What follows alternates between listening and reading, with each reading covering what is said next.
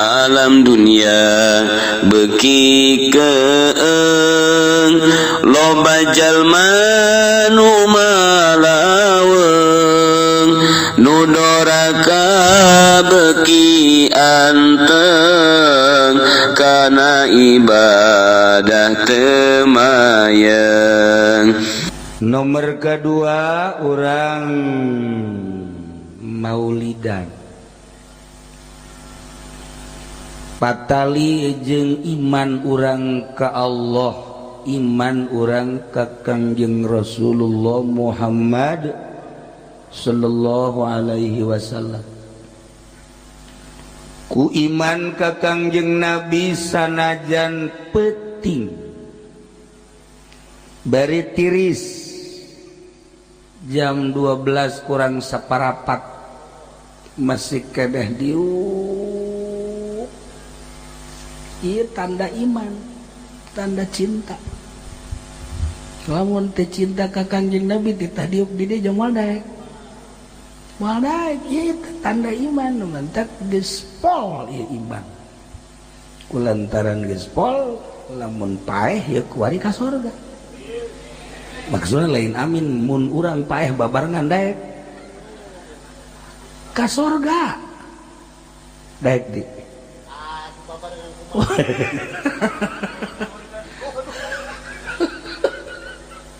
kuari bakieu dibere umur 5 tahun deui tapi can karuhan ka sorgana jeung kuari mun paeh ka sorga daekan kuari teh daekan ke ibat saya ngajawabna dek daun tuh panjang-panjang umur maksudnya hayang naon tuh kan Kangjeng Nabi diciptakan ku Gusti Allah, ternyata orang jadi sabab kana ayana dunia. Wow. Cek Gusti Allah, laulaka lama khalaqtul aflak. Lamun teu aya anjeun Muhammad, lamun teu aya anjeun Muhammad kula moal nyieun jagat raya. Mun eueuh Kangjeng Nabi moal aya Haji Rusdi.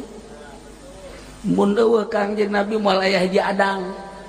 Mun eueuh Haji Rusdi moal aya Bijam Sinah. Bijam Sinah. Tah ieu kusabab aya Kangjeng Nabi, ayalah langit, ayalah bumi, ayalah urang. Nu paling indah aya sorga jeung aya neraka. Justru Kangjeng Nabi diutus ke alam dunia teh inna arsalnaka syahidan wa mubasysyiran wa nadhira wa da'iyan ilallah wa sirajan munira wa da'iyan ilallah biidni wa sirajan munira. Bo mantep. Teu wauh jeung Kangjeng Nabi na jarakna ge jauh ke Madinah. Teu wauh ka Kangjeng Nabi, Kangjeng Nabi mah mulya urang mah hina.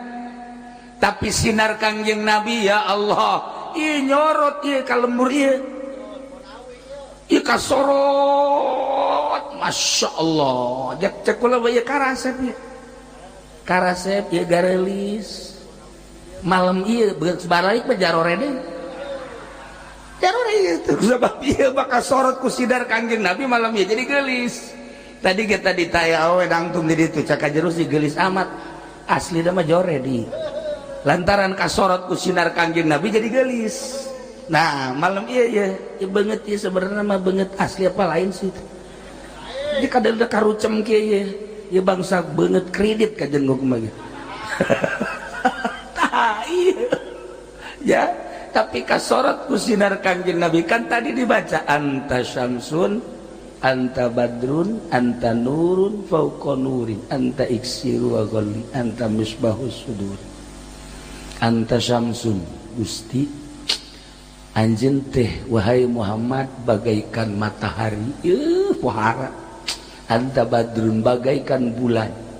Kangjeng Nabi na secara zahir geus teu aya tapi sinar Kangjeng Nabi na nyorot ka dieu. Oh jadi cararaan caang ku lampu caang ku iman caang kadeuleuh lah jelema sinar Kanjeng Nabi mah ulah sambarangan gagah bedas da ieu teh urang berkat sinar Kanjeng Nabi anu nyorot ka lembur ieu khususna nyorot ka dada urang diuk simpul mengharapkan syafaat Kanjeng Nabi urang Kanjeng Nabi Muhammad sallallahu alaihi wasallam.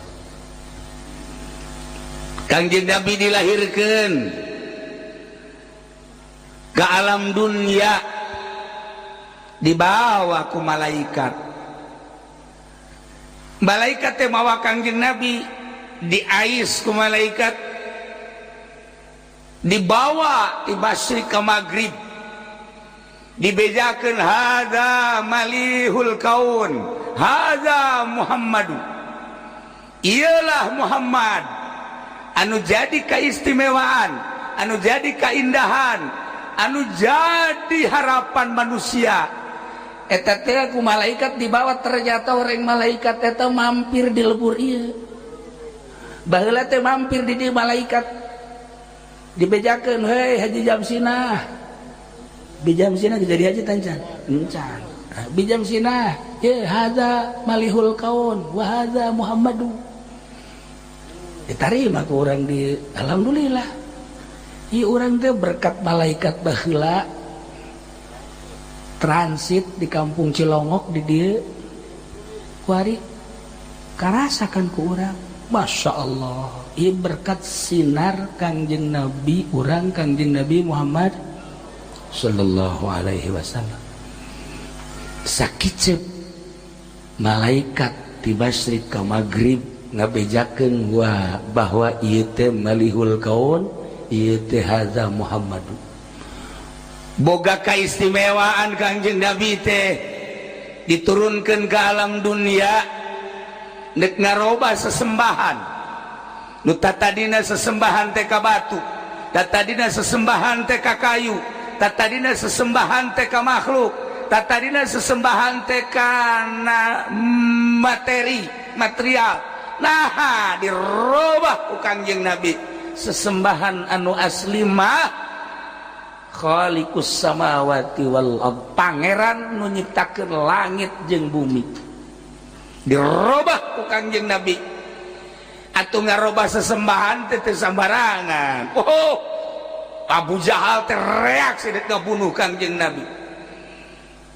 kafirin musyrikin teh senang sesembahanana dirobah lantaran cek manehanana ieu pangeran sakieu buadena ge hararese bae komo pangeran teh kadeuleu pangeran teh ieu Uza ieu Lata ieu Manat buleude pangeran teh ieu ribut bae di alam dunia pas ini politik pas ini ekonomi pas ini budaya pas ini jeung tek-tek bengek sakieu ge pangeran teh gede komo pangeran Muhammad teh kadeuleu eta boga pikiran teh kos karar itu Masya Allah tapi di Cilongok mah geus teu boga pikiran kos kitu iman bae iyalah hebatna urang langsung iman bae Allah Maha pencipta langit bumi serta eusina urang teh kudu hese-hese iman Kanjeng Nabi teh diangkat jadi Rasul utusan Allah Nabi nu diangkat jadi Rasulullah urang mah teh hese deui iman mata lamun di akhirat teh ka surga mah nya ka surga urang lantaran iman ka Allah iman ka Kanjeng Rasulullah Muhammad sallallahu alaihi wasallam nah iyalah Kanjeng Nabi dakwah di zaman Kanjeng tepikeun ka ayeuna teu eureun-eureun dilanjut ku para sahabat ku para tabiin ku atbat tabiin dilanjut ku para ulama-ulama alhamdulillah tepi ka ayeuna mantak sing hade iman urang ka Kanjeng Nabi sing hade pelakeun di jero hate bukakeun hatena teh mun aya peso mah sesuaikeun heula ya jeung iman asupkeun ka dieu teh ka tutupkeun deui mun kan mantep jadi ulah pudar iman teh di jero ieu ya Allah ya Rabbi nah ieu Kanjeng Nabi diutus ke alam dunia jadi rasul diangkat ku Gusti Allah ngabogaan mukjizat anu nomor kahiji nama Al-Qur'anul karib. Geus lamun urang talar Quran berarti eta geus lain jelema leutik. Atawa ulah saquran lah loba teuing saquran mah. Yasin we Yasin. Lain jelema sambarangan. Kudu cenah Kiai Yasin mah panjang teuing, tabarok atuh. Tabarok cenah panjang teuing Kiai teh mah. Amaya tasaalun eta deui cenah carang. Geus batu sabihis. Sabihis cenah panjang teuing kieu. Ieu mah udah nu talar rasana ieu. Talar. Nah, ieu beta kulhu. Dah, ieu kulhu lain sabarang eta mukjizat. Kulhu teh mukjizat geus lamun urang talar kulhu eta bae dibulak-balik. Lamun urang maca kulhu dibulak-balik ulah loba-loba 200.000 bae. Tuh sia mah jubeu bae. Maca Quran mah kulhu. Baca kulhu 200.000 haram ka neraka. Atakah ngaranna? Bentak siapkeun tasbihna. Asal penting jam 12 hudang mandi wudu salat langsung baca kulhu datang ke subuh. Ngomong doang ye. Ngomong doang ye. Menang 3 heuh bae. 200.000 jelema nu maca kulhu menang 200.000 saumur hirup moal ka neraka. Nah, bentak oleh-olehna urang malam ieu ye nya malam ieu ibu oleh-olehna bapak geus bae maca kulhu salila hirup 200.000. Catet. Sapeting misalnya menang 50 catet di lawang 50. Keisukan 50. Keisukan deui turun lantaran tunduh 20. Itu karak 120 malam ka 4 tunduh 10. Asana ada ka paeh mah teu anggeus ieu mah. 200.000 haram ka neraka. Ya Allah ya Rabbi. Jadi sanajan ka neraka moal panas. Panas. Itu mah gara reheng kabeh. Anu sejen mah gara reheng. Haji Rusdi mah basa we di jadinya mah di neraka ge nasbeh bae. Kieu belain amin heuh. Di neraka ge nasbeh. Tiis ditaranya gue di kunaon sih bisa jadi tiis ge berkat di dunia maca kulhu 200.000 jadi teu panas dek ngabuktikeun bahwa neraka teh seuneuna eleh ku kulhu 200.000. Masya Allah geus jeung urang Cilongok mah teu kudu salat maca kulhu bae 200.000 terus ulah sholat ulah naon kulhu bae itu salah goblok. Tetap sholat dan baca kulhu 200.000. Nah kuari diniatan di jero hatena oh handeuh baca kulhu 200.000 tulis tadi lawang Cilongok ge loba tulisan-tulisan kan hutang. Tulisan hutang. Iya tulisan baca kulhu ya Allah ya Rabbi mantep. Guys oleh-oleh muludan kuari urang siapkeun tasbih, siapkeun rencana di jero hate salila hirup urang maca kulhu sabaraha lobana? 200.000. Lah saeutik 200.000. Saeutik 200.000 mah. Tapi coba ge laksanakeun. Bismillahirrahmanirrahim. Qulhuwallahu ahad.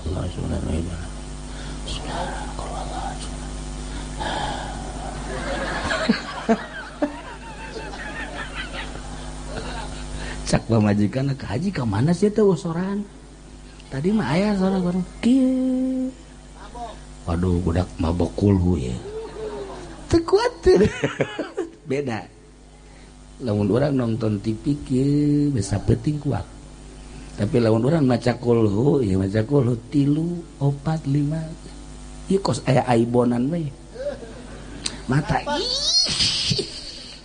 hei beda baca kulhu sebab lawan dumantek teu kuat naon kulhu teh wahyu diturunkeunna ge teu sambarangan dibaca ku urang anu daharna ge sambarangan nginungna sambarangan teu kuat jadi ndekna heuai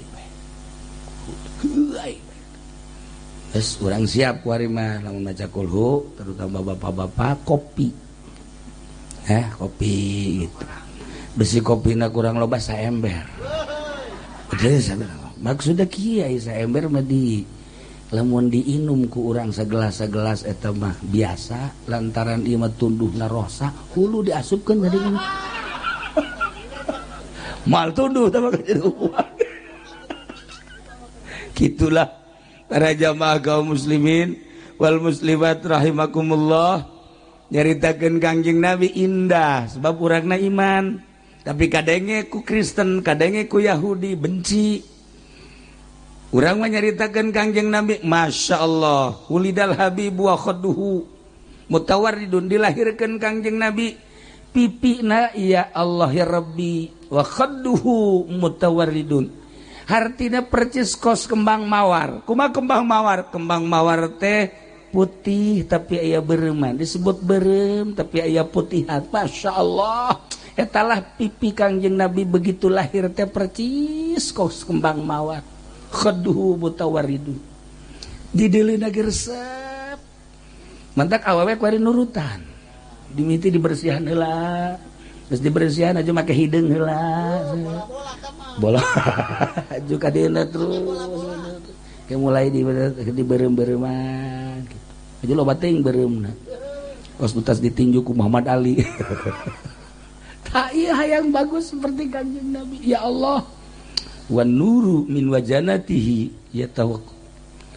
cahayana anu luar biasa ilah kelahiran Kangjeng Nabi mun dicaritakeun eta hubibal wulidal habibu nu tadi dibaca teh Allahu li ni'mal wali sallu ala hadzan nabi Muhammad wulidal habibu khadduhu mutawarridu wan nuru min wajanatihi yatawaqqadu terus panjang ka dituna ieu mah hiji bae tah kana mujizu Yusufin ikomisihi ada tu naon nu talar ieu budak dibawa ge ta Allahizal mauludu minhu azyadu Kangjeng Nabi dibere mujizat lain sakadar mujizat-mujizatan mun dicaritakeun mujizat-mujizat Kangjeng Nabi urang bakal tercengang ieu mah Kangjeng Nabi Yusuf baheula dibere kahebatanana teh kasep kasep loba jelema awewe nu neuleuh Kangjeng Nabi Yusuf ku kasep-kasepna keur lapar jadi seubeuh gering neuleuh Kangjeng Nabi Yusuf cager di Cilongok jelema anu cager neuleuh Haji Rusdi gering tibalik ieu neuleuh Kangjeng Nabi Yusuf teh cager kahebatan wajah Kangjeng Nabi Yusuf ibarat samangka dibelah dua sabelah ku Kangjeng Nabi Yusuf sabelah deui ku urang kabehan untung aya irungan ge urang untung aya halisan ge urang Kangjeng Nabi Yusuf mah sabelah ku sorangan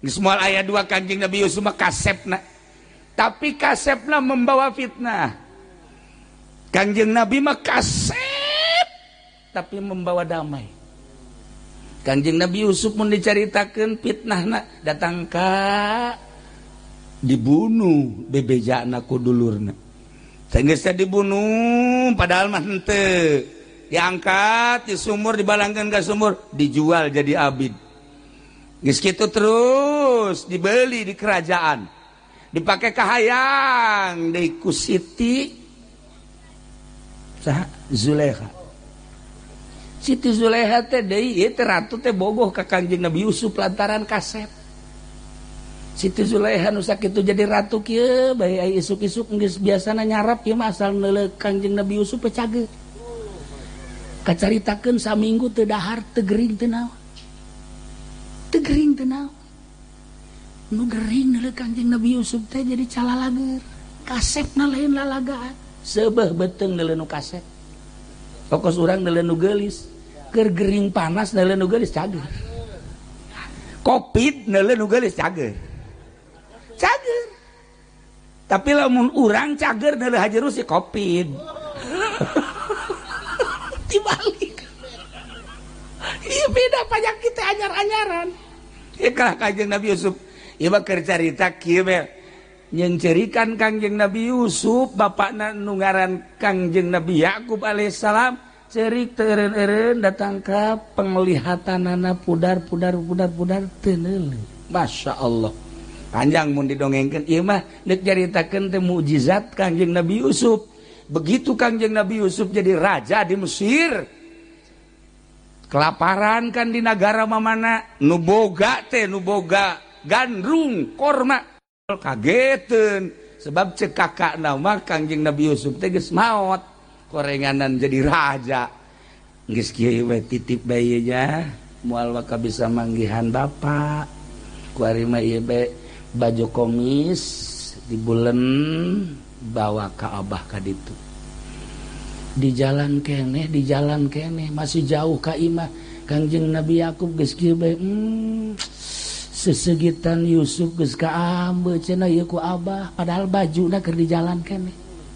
Sesengitan Yusuf geus kaambe meuki deukeut beuki seuri beuki deukeut senyum Kanjeng Nabi Yakub barang datang ieu anak-anakna nu tadina nipu bahwa Yusuf teh dibunuh ternyata henteu mentah hampura ka bapakna barang mentah hampura geus masalah atuh nabi ieu ngan ieu bae janggakeun bajuna baju komis Yusuf langsung dibuka dikadiekeun baju gamisna set brai bentak mukjizat Kanjeng Nabi Yusuf komisna bisa ngabentakeun jelema nu buta di Cilongok aya tanu cager di pakaian sorban kah jerus di buta tetap dibalik tuh mah.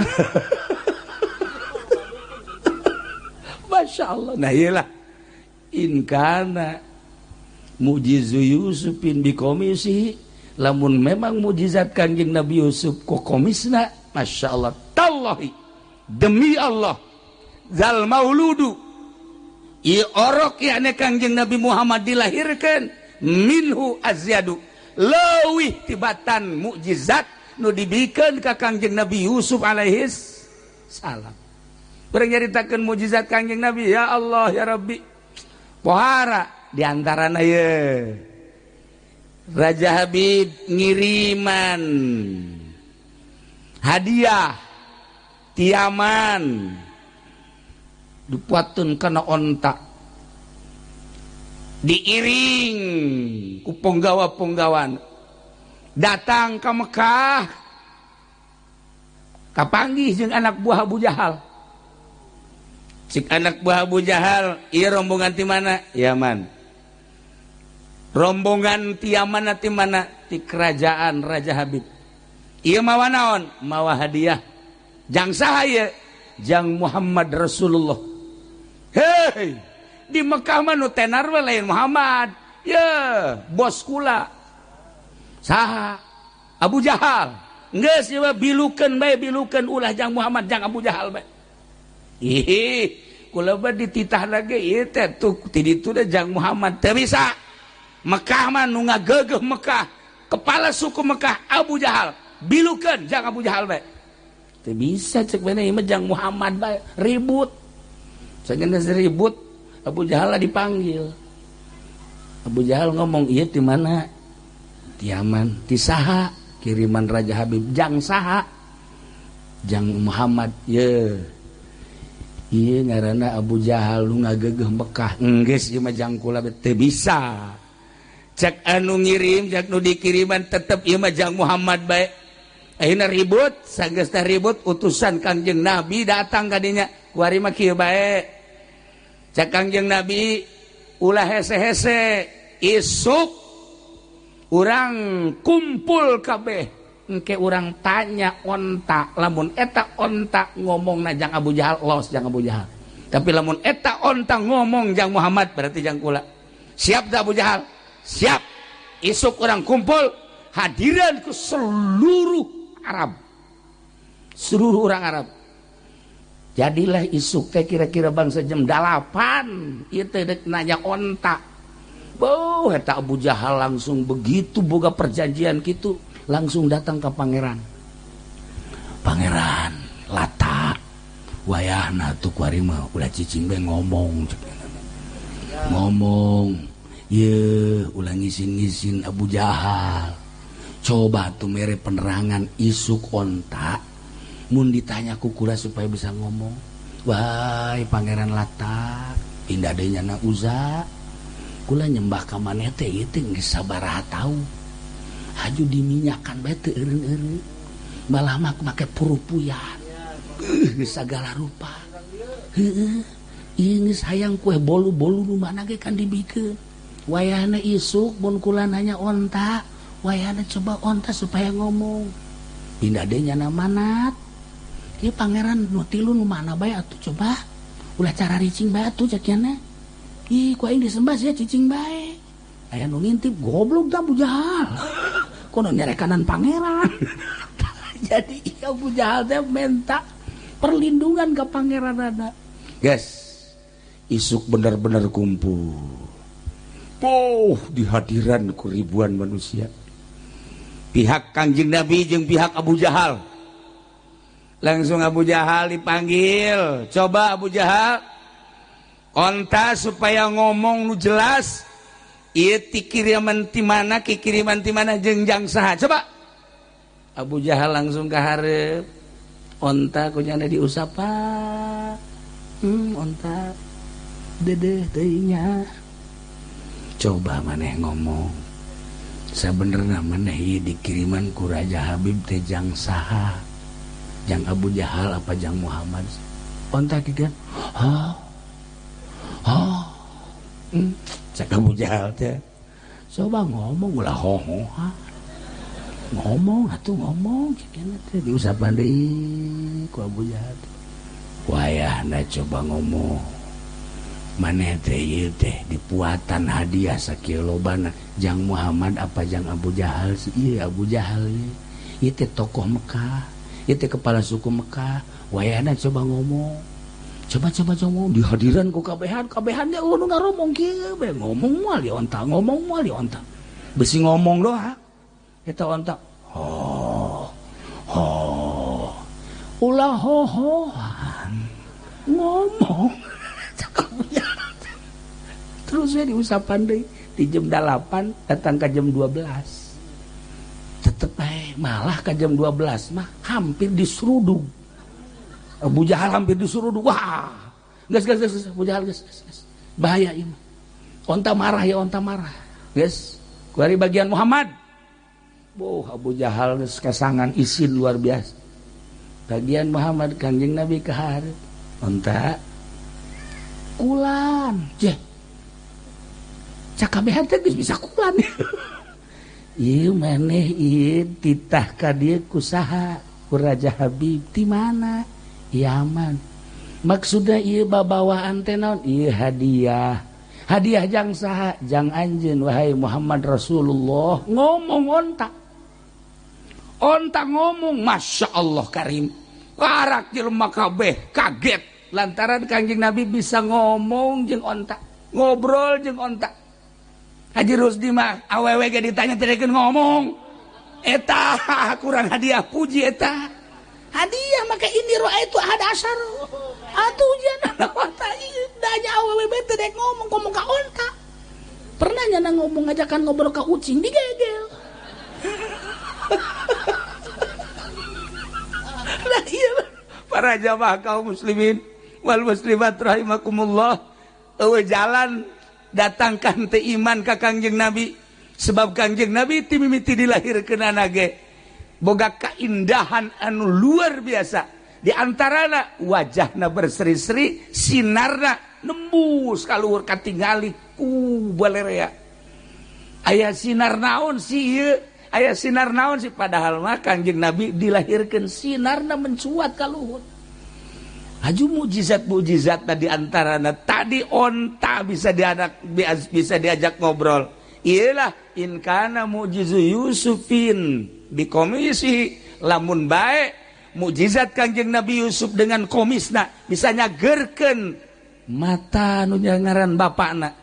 Tallahi demi Allah zal mauludi ieu orok yakni Kangjeng Nabi Muhammad minhu azyadu leuwih tibatan eta dibawa ku Kangjeng Nabi hadiah teh sehingga dibawa ditinggali ku Kangjeng Nabi Masya Allah ternyata emas segede kieu lain hiji 40 segede kieu di samping emas perak deh dibawa ku Kangjeng Nabi ka Jabal Abi Kubais ku Kangjeng Nabi diburusutkeun da emas kitu kene sutra-sutrana cek Kangjeng Nabi wahai emas wahai perak wahai pakaian-pakaian sutra anjeun teh dikirimkeun ti Yaman jang kaula kula nampa bunga ku ayan hadiah tapi kula teu ngabutuhkeun karena emas perak jeung pakaian kos kieu ku ayana sakitu ieu mah lain jang pakaian dunia engke ieu mah di sorga maka wayahna wahai emas wahai perak wahai sutra maneh saat ieu keneh berubahlah menjadi gesik-gesik jeung pasir-pasir harita keneh prak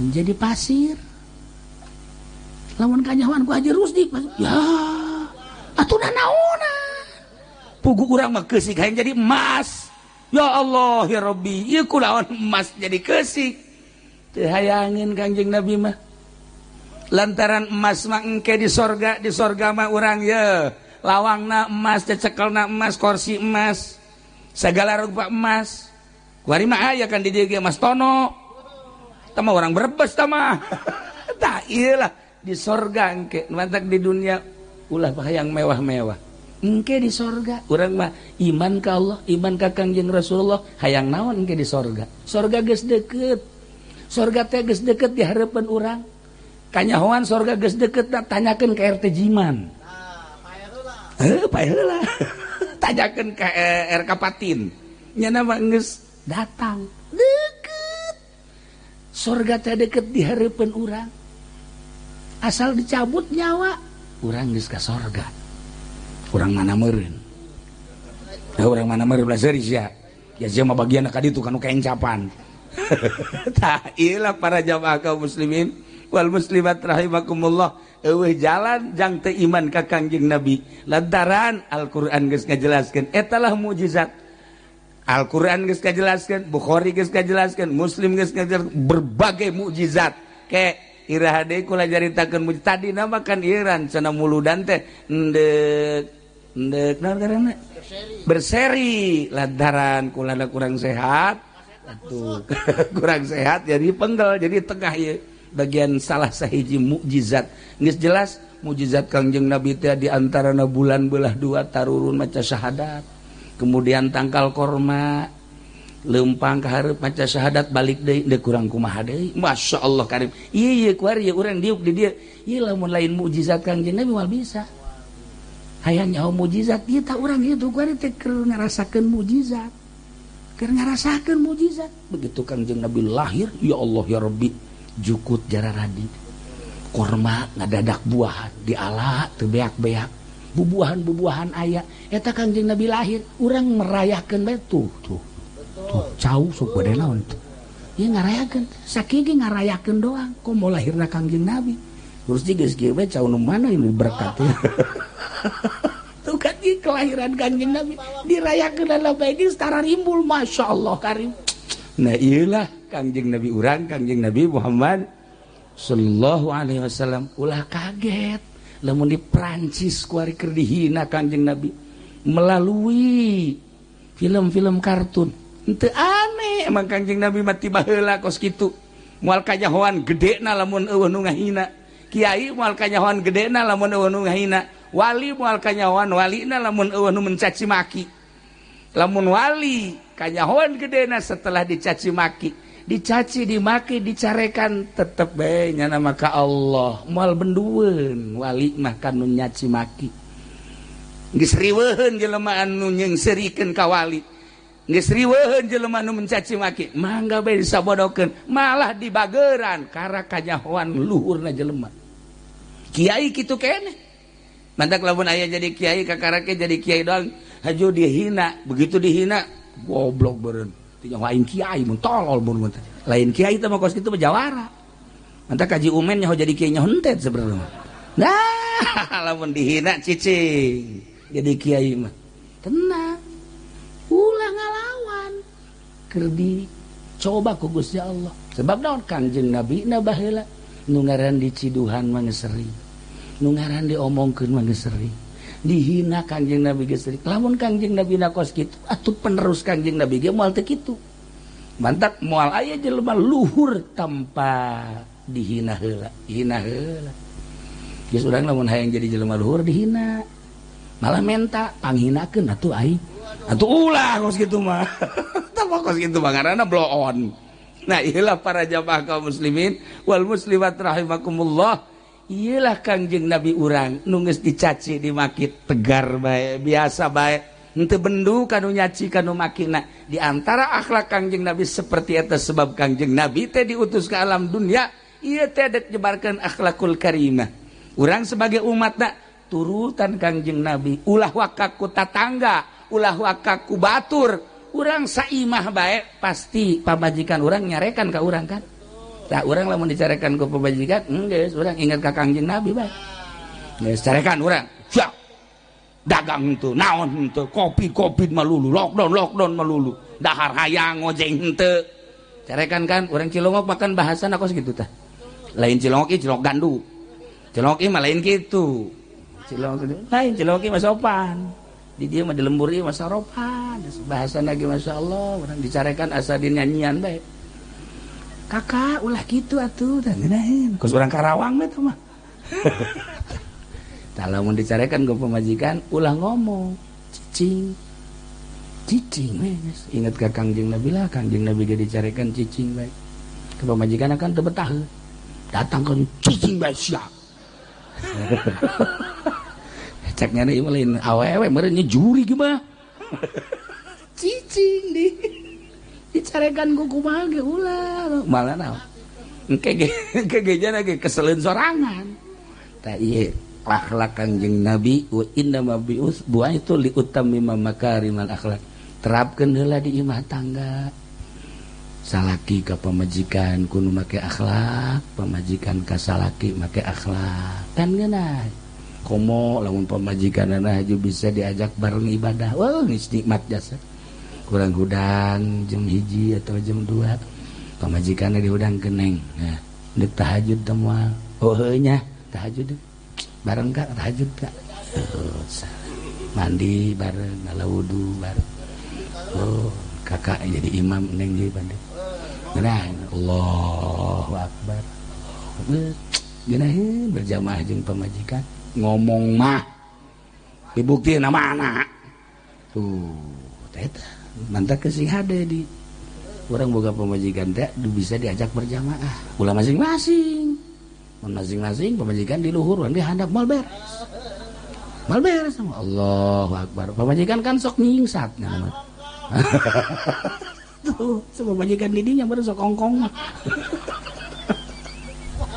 nah iyalah para jamaah kaum muslimin wal muslimat rahimakumullah ieu mah kan sakadar nyaritakeun salah sahiji mukjizat Kangjeng Nabi bisa ngobrol jeung onta engke aya deui bisa ngobrol jeung maung engke aya deui bisa ngobrol jeung berbagai hewan engke aya deui bisa ngobrol jeung batu engke aya deui bisa ngobrol jeung tatangkalan endek kumaha teu iman mantak ulah kaget lamun di Perancis kuari dihina Kangjeng Nabi justru kuali di Perancis ribuan jelema asup Islam kewalahan di Perancis presiden lagi lantaran setelah ayeuna dicaci dimaki dihina di berbagai sekolah di universitas ternyata horeganan murid-muridna malah asup Islam sabaraha pemain bola nu asup Islam sabaraha kitu ngaranna penyanyi nu asup Islam sabaraha budayawan nu asup Islam ayeuna ambalayah di Perancis mantak presiden Perancis kuari cicing bae aneh cek manehna makin dicaci ngaran Muhammad makin loba nu asup Islam aya aturan asup Islam maca syahadat teh sakali 500 urang asup Islam rombongan Masya Allah karim kitu kene di Moskow Gara-gara seseorang wanita anu make jilbab kemudian diasupkan ke penjara. Disidang deui, tembak. Masya Allah. Sebab etalah di Moskow ku ari loba nu asup Islam. Begitu dideuleu urang Perancis kan marancung irungna. Umur 17, 18, 20 tahun make jilbab kadi rapi. Asa hayang ka Perancis. Oh, maksudna lain naon. Eta bedek survei gitu ka ditu. Atuh kumarancung resep gitu tah. Ya Allah, ya Rabbi. Ningali di Moskow di sarua. Di Soviet marancung arasuk Islam. Masya Allah karim. Bahkan aya penyanyi di Amerika, Shirley. Eta teh kapan 3 tahun nyana teh silem. Eueuh kabar, berita. Begitu muncul ayeuna, ya Allah. Di publik nyana maca Quran didengekeun ku kabar rapih maca Quran. Encan kawin di umurnya kakarak 23 tahun. Besi hayang ka ditu ke Amerika. Ngan geus dijamin moal daekeun. Urang keur carita seputar nu asup Islam, Masya Allah. Ya, nah iyalah. Naon eta? Hidayah datang, sinar Kangjeng Nabi terus-terusan. Ulah disangka teh hihiberan ku ari Kangjeng Nabi teh ceuk bahasa sompral nama. Ieu teh ku ari teh urang teh dihadiran ku Kangjeng Nabi dideuleu ku Kangjeng Nabi. Aya nu nyebut-nyebut ngaran aing ceuk Kangjeng Nabi. Ieu di Cilongok coba barang dileuleu. Oh, kadeuleu tuh Haji Adang. Tuh Rajib tuh tos tanu. Oh, tadi Rajib. Wah! Kadenge salemur Cilongok kabeh. Atuh, Masya Allah. 2 menit deui pegat asan eta. Geus bisa mal narik kurode. Nah iyalah para jamaah kaum muslimin wal muslimat rahimakumullah, urang sambil hiburan ku cinta ka Allah, cinta ka Kangjeng Nabi Muhammad sallallahu alaihi wasallam. Nah ieu mah ala kadar hiji takziah ka RT Jiman, nomor kaduana urang ngagungkeun ka Kangjeng Nabi Muhammad sallallahu alaihi wasallam atawa dibalikeun nomor kahiji nama maulidan, nomor kadua nama takziah. Sakitu bae ala kadar bari heureuyan ge ke urang lanjut deui mun sehat kula malam naon urang malam Senin nya urang lanjut ke nyaritakeun mukjizat nu leuwih hebat deui aya hiji awewe bakal ieu mukjizatna eta awewe teh gering Masya Allah datang ka leutik awakna nah engke geus diobatan naon ge teh cager keneh bae ke bakal dilanjut di ditu ieu rame hujanna. Gitulah para jamaahnya dicukupkan sakieu urang ngadoa geus cukupkan sakieu aya keneh teh lain maksudna acarana doa Allahumma shalli wa sallim ala sayyidina Muhammadin fil awwalin wal akhirin wa barik wa sallim wa radhiyallahu ta'ala an sadatina ashabi sayyidina Rasulillah ajma'in ya Allah ya rabbal alamin Allahumma arham ummat sayyidina Muhammad Allahumma ajbur ummat sayyidina Muhammad Allahumma aslih ummat sayyidina Muhammad Allahumma farrijan ummat sayyidina Muhammadin sallallahu alaihi wasallam Allahumma anfa'na bima 'allamtana wa 'allimna ma yanfa'una wa zidna ilman wa yaqinan wa zidna ilman wa yaqinan wa zidna ilman wa yaqinan walhamdulillahi ala kulli hal wa na'udzu billahi min kulli hali ahli an-nar Rabbana taqabbal minna innaka antas samiul alim wa tub alaina innaka antat tawwabur rahim wa shalli wa sallim ala jami'il anbiya'i wal mursalin walhamdulillahi rabbil alamin. Ingat amanat maca kulhu 200. Wallahul muwaffiq ila aqwamit thariq. Wassalamualaikum warahmatullahi wabarakatuh.